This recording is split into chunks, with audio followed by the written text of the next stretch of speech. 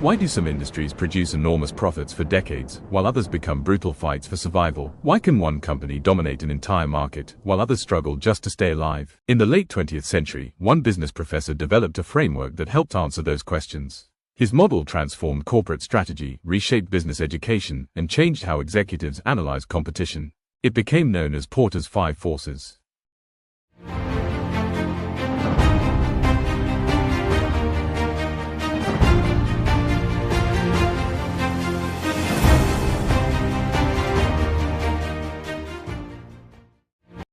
In 1979, Michael Porter published an article in the Harvard Business Review titled How Competitive Forces Shape Strategy. At the time, many businesses viewed competition too narrowly. Companies focused mainly on direct rivals, the obvious competitors in front of them. Porter argued that competition was far more complex. A company's profitability, he explained, is shaped by a broader structure of forces surrounding the industry itself. Together, these pressures determine whether an industry becomes highly profitable or nearly impossible to survive in.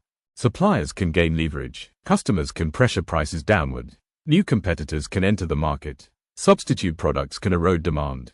And rivalry inside the industry can become destructive. This became known as Porter's 5 Forces analysis, and it still remains one of the most useful strategy frameworks for evaluating businesses and markets. The first force is the threat of new entrants. In simple terms, how easy is it for new competitors to enter the market? If entry is easy, profits become difficult to protect. But when barriers to entry are high, established firms gain stability and pricing power. These barriers to entry can take many forms: massive startup costs, government regulation, intellectual property, supply chain control, brand loyalty, or economies of scale. For example, launching a local coffee shop is relatively easy. Building a global semiconductor manufacturing company, on the other hand, is not. However, industries with low barriers often become overcrowded and highly competitive. In other words, if it's relatively easy to start, then profits may be difficult to achieve, let alone sustain for the long term. Whereas, industries with high barriers tend to concentrate power among a smaller number of dominant firms. The second force is supplier power. Businesses rarely operate independently. Most companies depend on suppliers for materials, technology, labor, transportation, or infrastructure. When suppliers are scarce or highly specialized, they gain leverage over the companies that rely on them. They can raise prices, reduce quality, or impose unfavorable terms. Modern technology companies provide a powerful example. A small number of advanced semiconductor manufacturers now control enormous portions of global chip production. That concentration gives suppliers significant influence over entire industries. Porter understood that competitive strength is not only determined by what happens inside a company, but also by the network of dependencies surrounding it. The third force is buyer power. Customers are not passive participants in the market. When buyers have many choices, they gain leverage. They can demand lower prices, better service, higher quality, or additional features. In highly competitive industries, companies are often forced into aggressive price competition simply to retain customers. Retail provides a classic example. Consumers today can compare prices globally within seconds. That transparency increases buyer power dramatically.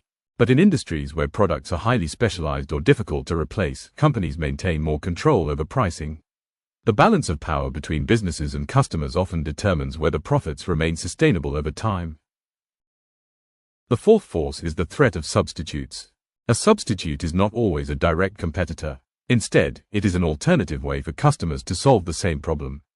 For example, railroads compete with trucking. Cable television competes with streaming platforms. Physical retail competes with e-commerce. The danger of substitutes is that management often fails to recognize them early enough. Companies frequently focus on existing competitors while overlooking broader technological or behavioral shifts. Porter's framework forces businesses to think more broadly. Not simply, who are our competitors, but what could eventually replace us? The fifth and final force is rivalry among existing competitors. This is the force most people traditionally associate with competition. When many firms compete aggressively within the same industry, profits often decline. Companies cut prices, marketing costs rise, margins shrink, and businesses can become trapped in destructive competitive cycles. Some industries become especially intense. Airlines, retail, telecommunications, and commodity manufacturing are all known for fierce rivalry. Other industries remain relatively stable because only a few dominant firms control the market.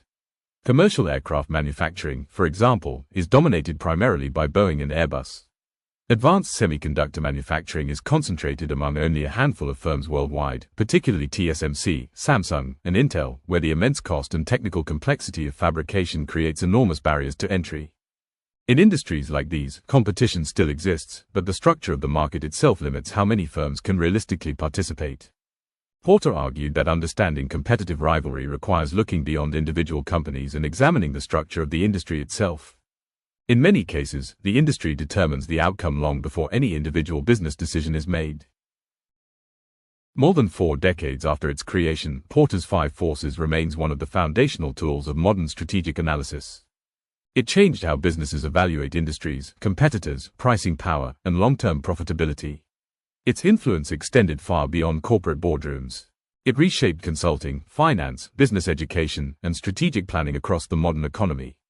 But perhaps the framework's greatest insight is this: successful businesses do not operate in isolation. Every company exists inside a larger competitive structure, shaped by pressure, incentives, dependencies, and shifting market forces. Porter gave businesses a language for understanding those pressures. And in doing so, he fundamentally changed the way modern firms think about strategy. Thank you for watching. Please like and subscribe, and click the bell to receive notifications for future videos. Also, please consider supporting the channel on Patreon. Support for the channel helps improve quality and makes future videos possible. Thank you.